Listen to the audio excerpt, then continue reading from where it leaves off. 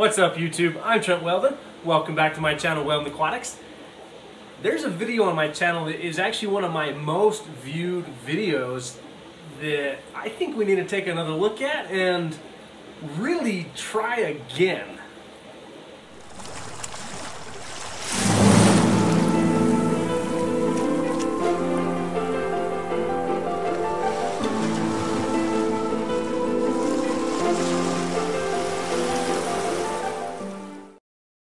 So the video I'm talking about is when I set up that 16-gallon innovative marine tank and attempted a blackwater tank, and it was called Aquascaping the Blackwater Tank, and it is actually one of the most viewed videos on my channel.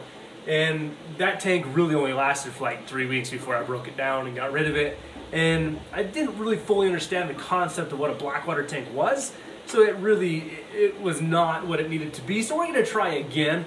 I'm really excited for this one. We're gonna also call this more of like the naturalistic tank, or natural tank. You know, a more just that kind of approach to it. So this is the intro.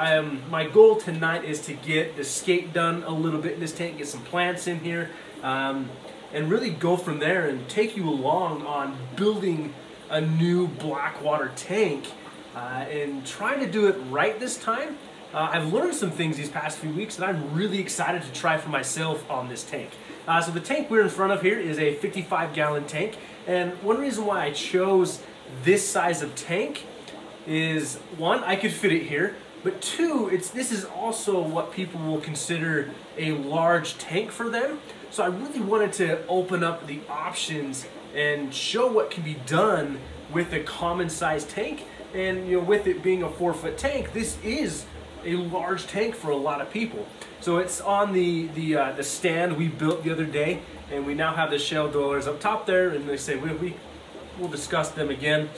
So let's delve into this. So the first thing I'm going to do is I'm going to drop the water level down just to assist in getting the plants in correctly, getting the wood in correctly. I've been waterlogging the wood for the past few days, and so also I have to say that the wood we're using in this it's spider wood, something I've never used before, so I'm also really interested in trying that in Escape.